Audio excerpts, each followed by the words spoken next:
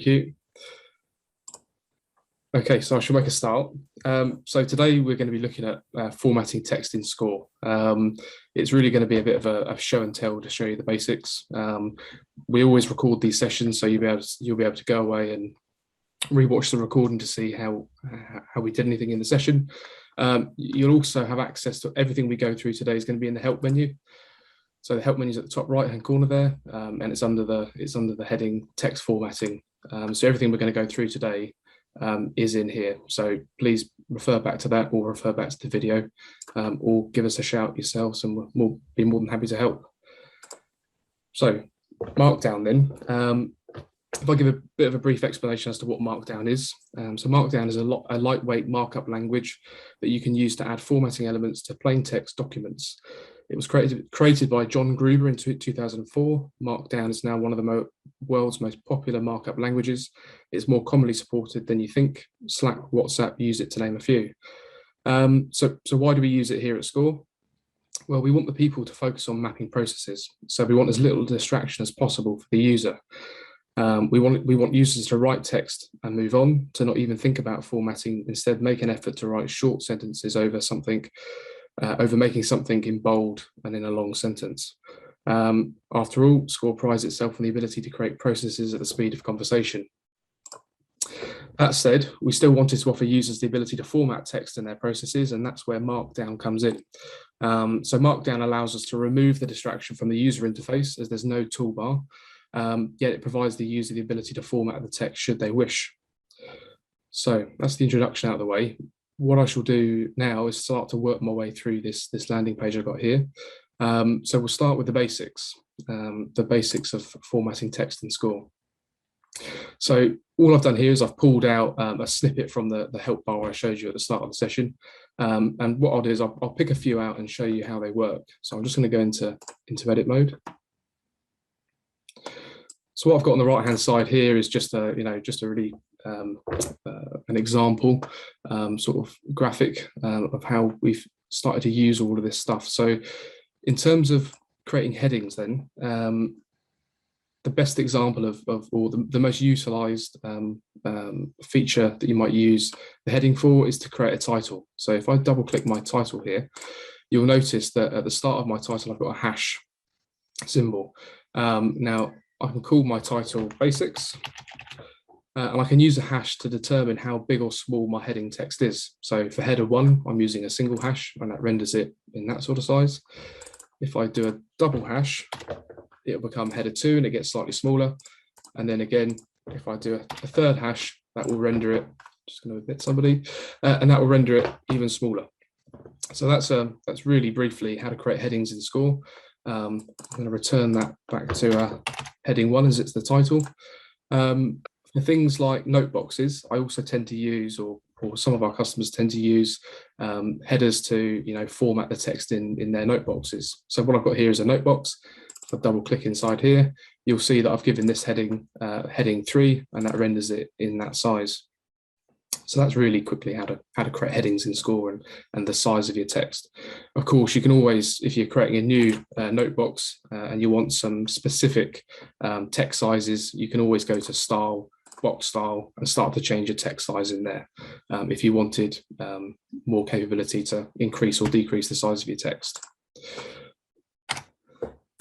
Moving swiftly on then, we've got the ability to add bullet point lists. So again, I'll use this example of this supporting information note box that I've attached to my process here. If I double click in, I can start to create a bulleted list. So it's really simple. I just use a star key to initiate a bulleted list.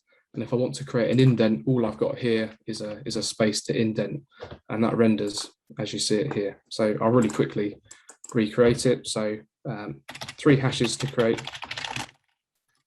excuse my spelling, to create a heading, single star for the first bullet, just a single return will bring you a new line, again space, and that can be the second bullet.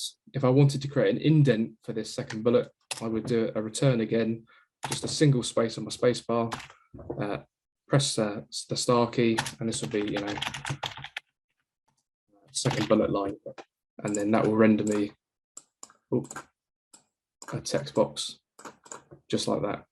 So I find this really useful for adding supporting information to activities that I wouldn't necessarily capture in what boxes or why boxes.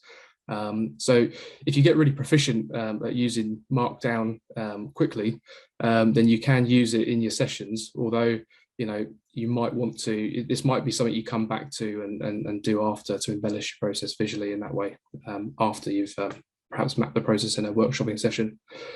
So that's that. I'll just remove that. In terms of some of the other examples I've got here, if we take bold text, for example, so bold text is simple. It's 2 stars either side of the text you want to make bold. So some use cases for that. We've got on this activity box here, we've got a system. So what we've done here, at the moment with Skore, you capture systems as roles. So we've captured a line manager as the responsible role for this task, and then we've also captured a system. So if I just double click to differentiate the role as being a system, in this case we've used, or in this case I've used bold text. So I've done that simply by adding 2 stars either side of the words.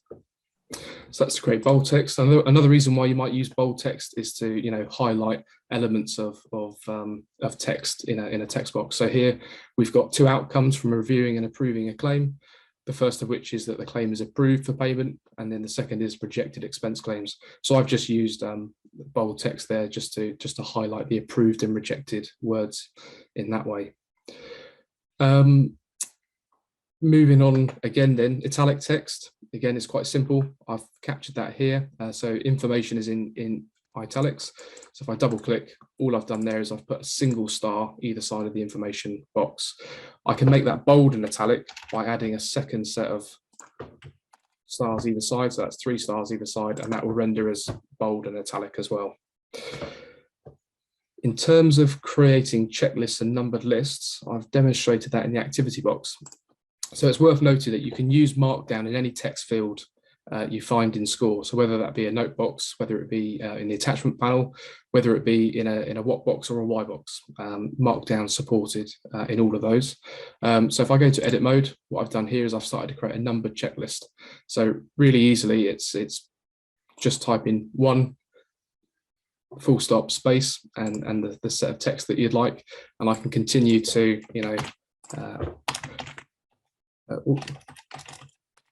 populate those down, and that will render me a 1, 2, 3, 4, 5 list. So I can create a checklist in that way. And again, just to create the heading of the checklist, I've used Markdown hash keys to dictate the size of my text there. So very quickly, that is the very basics of Markdown, and these are probably the most used Markdown features in terms of embellishing text on your process to look visually more pleasing, or to help condense complex information, etc.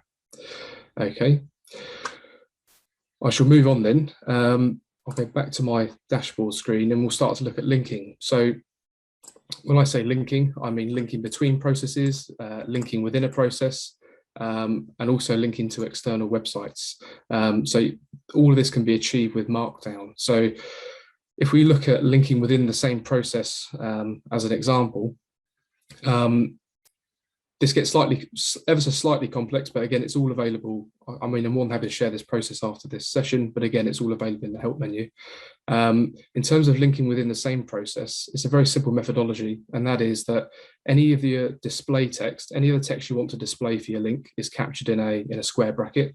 So if I create one here, so this would be display text in the square brackets, and then your destination where you want to link to is always captured in a rounded bracket. Now in this case, linking within the same process, we want to link to a specific object. I need to first identify the object that I want to link to. So what I've done here, as an example I created earlier, if I double click into here, you can see I've got the format of a square bracket and a closed square bracket to dictate the display text, and then in the rounded brackets I've got the numbers 7, 3, 4. Now, where I've taken those from, if I click this link, as I've taken it from the Skore logo at the top here. So you'll notice if I unlock that box there, when I hover over an object, any object in Skore, it's got its own unique identifier. its own unique ID number. Now, you'll see that in the bottom left of my screen. When I click onto the object, I can't show you with my cursor, but on the bottom left of the screen, you should see the number 734 after the number 525. Now, what that is, that's the unique ID for that particular object in Skore. So if I go back to my linking page, you'll see that I've included the number 734 in my destination, and therefore, when I click this link, it takes me to that exact point in Skore. Now, it doesn't discriminate between levels of your process. You can match to any object within the process, no matter how low a level or high level you're linking to. So if I go back to my linking page, so that's how you link within a process. If we look at linking outside of a process, it uses the same methodology. It's just that the destination link is created slightly differently. So if I show you my example here, you'll notice that I've got a full stop in this one. Now, what I need to do, as well as dictating what my display text is going to be in my squared brackets, I need to dictate the process that I want to link to. So in this case, I want to link to the process ID that is 181. So every process in your workspace will have a unique ID, its own process ID, and that can be found in the process menu. So either process menu at the card level in the drop down menu, or it's accessible in the top menu here. So if you click the drop down, you'll get the process ID here. So in this case, this process ID is 525. In the example I'm linking to, the process ID is 181. And all the point one is doing is the point one is telling me which object or which level of which process level I'd like to link to in process 181. If you put point one, it will take you always to the front level of that process, the highest level of that process, the front page. Similarly, I can choose a specific object in that process to link to. So it might be object 536 in that particular process I want to link to. So if I show you how that works, now I've used the correct format, it creates me a link. I can click that link and it should take me away to this procure to pay process with the process ID 181. So that's all that's doing there. I'll need to just go back. Okay, so that's linking out to another process. We've also just released a new feature which allows you to force open in a new tab. So if you've created a link, I'll just show you here. So again, this is the same link. We're going off to the same process, but in this situation, we want it to open in a new tab. So this is particularly useful if you're creating things like landing pages and you want to retain an instance of your landing page and you want your viewer to, if they're clicking a link, you want it to open up in a separate tab, but always allow the ability to quite quickly navigate back to the home page or your landing page. You simply create your link as you would before with the squared brackets, display text, and the rounded brackets, your destination ID. And in this case, we're just adding the text new tab after our destination ID. And what that does is if I click that button, it should open me up a new tab. So it means now that I can quite quickly switch back to the exact place I was before in the previous process. Okay. I will open it up to questions at this point. Is there any questions on what I've shown so far before we move on?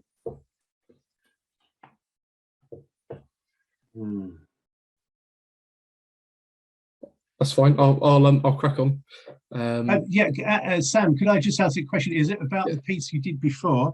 Yeah, sure. To see the format in the box that you've created, where you showed us, because we see what you have, but you show the format in there. It gives you the text of how it's put together. How do you get to that? How do I get to that? So I'll create exactly what I've got here. So the way I created this was, so it looks like how do you get the square box with the hashtags in and stuff? Oh, this one here. Yeah. Yeah, so what I've done is I've changed the box style of this. So the box style, so it's given me a rounded box, and I've coloured the border. So the way I'll do that is to select a box. I'll go to style. I'll go to box style. I'll call it rounded. Yeah. No, sure, yeah. And I'll do that. But to see inside it is the tabs and things and stars you're using. How do you see that format? How do I see that? Just click on it. Yeah, so you just double click. So I'm double clicking onto here. Oh, okay, that and then opens you me up the see it. text Okay, box. that's fine. Yeah, thank you. Yeah, and then Yeah, I'll just, that's you it. know, Yeah. I'll write my text supporting information with my hashtags, and that will render me And it just does it. Yeah. like Okay, that. that's great. Yeah, thank you. Yeah, Yeah, and then I can the just simple way. add in Yeah, things there, and then I can start to create what I've just done before. yeah, Yeah, so it's just double clicking into your text box. yeah. No, great. Yeah, thank you. That's very much. Yeah, That's okay. that's it. So we covered basics, we covered linking. We can come back to further questions if you've got any jotted down at the end. If we move on to images. So images in Skore, there's various ways in which you can add an image into Skore. As most of you probably know, you can just simply drag and drop an image onto the screen, and that will save your image in the images and files location in the images and files tab automatically, and it will save either a shortcode or an image ID. Now, the image box is traditionally what you'd use to house an image. So if I just double click on this image here, what I've used here is an image box. So I've dragged an image box onto the screen. I've taken the image ID from my images and files location, and I've simply added the image ID into here. However, if you'd like to use, you can also use shortcodes. So in the, if I go across to this screen here, and I can show you very quickly how I gather that code. Every workspace will have an images and files tab.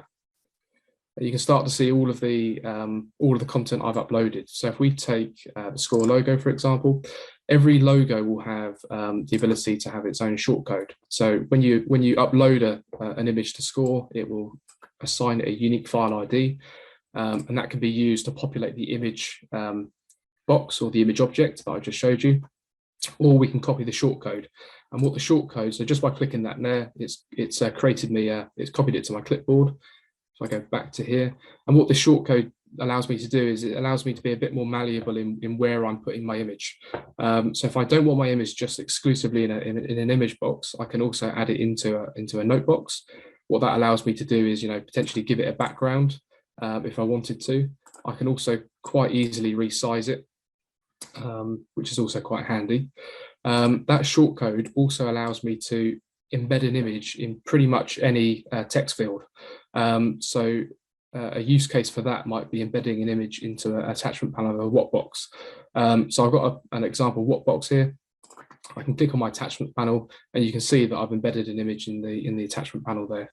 If I go to edit, you'll see that I'm just using a text box, and I'm housing that image shortcode, and that's rendering me an image in that way as well. So traditionally, just to recap, you'd probably use an image box to house your image using just the ID, but you can also use the shortcode to embed an image into other text boxes as well in other areas of the software. So that's a really quick one on images. If I go back up a level and start to look at files works in a very similar way. So again, the methodology is always a square bracket to dictate the display text and then the location. So in this case, a file gets given a unique ID of F and its unique ID.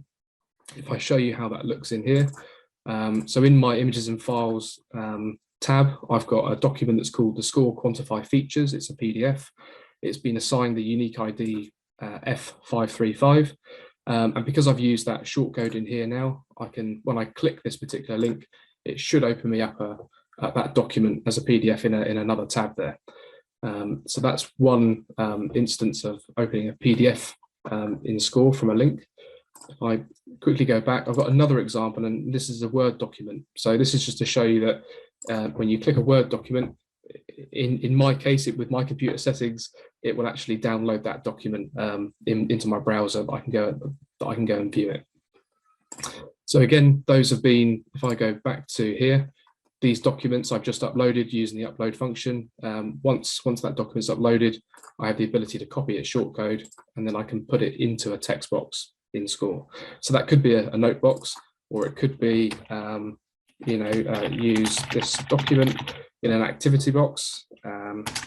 I could copy and paste the shortcode,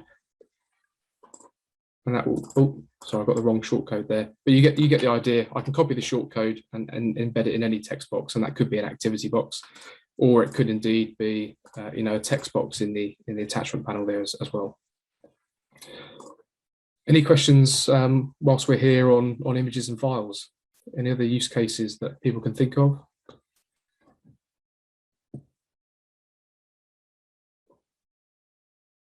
No, that's fine. I can happy to move on. So the last but not least is tables, and again, it can get a bit complicated, so I wouldn't recommend creating these in a workshop type session, but certainly I know that I've seen people translate large swathes of text in noteboxes that they've captured and have since translated it into a table. They also work really well for landing pages. So if I show you an example here, I'm just going to close my left panel down. This is an example I put together prior to the call. So this table is completed or created just using Markdown. So I'll zoom in to give you a bit of a view. So in this instance, what we've got here is a series of, we've got an end-to-end process. So I've put in a series of links to various processes. So this was actually taken from a working dashboard for a particular project. And what they had was they had a dashboard that labeled all the processes that were available for that particular project. This was a software implementation project, so they had varying releases. And what they wanted to demonstrate was that, release 1 was 85% coverage, for example, of all the requirements, and in release 2 there was also 85%. But it was really just to give a really quick overview of some of the content that was in the workspace and at what stage that content was at. So in this case, they utilized a table. So if I really quickly look into this, it's going to look a bit scary as to how it looks. But really, a table is created using a series of what we call pipes and other sort of other objects. It looks a bit scary because there's lots of icon shortcodes in here and percentages and whatnot, and also links. So it makes it look a little bit more complicated than it needs to be. That's just to give you an example of how it might look and how you might utilize it.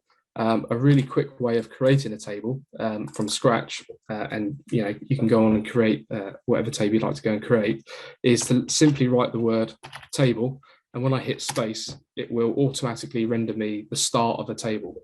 So if I just put the transparency on, you'll start to see that it's created me a table that I can then go and populate.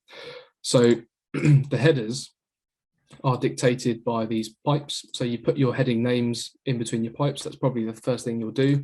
If I wanted to create a header 4, I just simply create header 4 and add an extra pipe on the end, and that will render me an extra column. If I then want to go and add an extra column at a lower level, I can then simply find ABC line. So I'm just finding this ABC line here, and then I click space, and then this will become D space, and then close my pipe, and then you'll see that D is now under header 4. So they can, again, I wouldn't recommend using these in a workshop necessarily unless you do get really proficient, because it can get somewhat confusing, but it's a great one to use once you've captured a lot of information, or you want to display information in a constructive way. And you can also add links in here. So if I take an example here, I've got an icon with a link to a specific process. I would literally put that into here. So if we look at column A, I can paste that into column A, and it's rendered me exactly as I see it across there. So you can even create some of your links in a text box outside of your table, and then start to paste that information in if that's easier. I'm particularly interested in this one. Thank you, Sam. But tell me, I'm trying to follow as you go along. So I've managed to do the header 4, but how do I get the ABC, like the contents of the cells, to go under header 4 as well? Okay, so that's achieved using these semicolons here. So you'll notice we haven't done that here. So what I can do is I can create these pipes across. So it would be 1, 2, 3. like so. And then what I can do is I can start to dictate where my where the text in my column sits. So is it left, is it center, is it right? So if I double click here, you'll see I've got these semicolons. So what I'm saying for end-to-end process, I'm saying I want the text to be on the left-hand side of the column. So you'll see it's coming on the left-hand side. If I want it in the middle, I'm doing a semicolon on either side. And likewise, if I wanted it on the right-hand side of the column, it would be just the right-hand side there. So I shall do something dangerous, and that's to try and show you live in here. So if I wanted header 4, let's say I need to create a new, right, and I wanted header 4 to be in the middle, I would add a semicolon either side of here, and that should now render D in the center of my column. If I wanted to move it to the side, I would remove that semicolon there, and it would move it to the far right. Does that answer your question, Nonvello? It does. It does. It's not Jean, yeah. But thank you. Okay. So yeah, so I think it looks like you can dictate, you know, where your text sits by adding those semicolons at the top. At the top there. Awesome stuff. Thanks. Cool. And then to create a nice border around it, that's because we're creating a table in a notebox. I can quite quickly change the attributes of that notebox in the style sheet. So I can go to box style. I can make it rounded. I can make the border color black, for example. Apply the change, and then that'll put a nice border around it. So you can start to, you know, change the look and feel of how it renders as well, if you wanted to.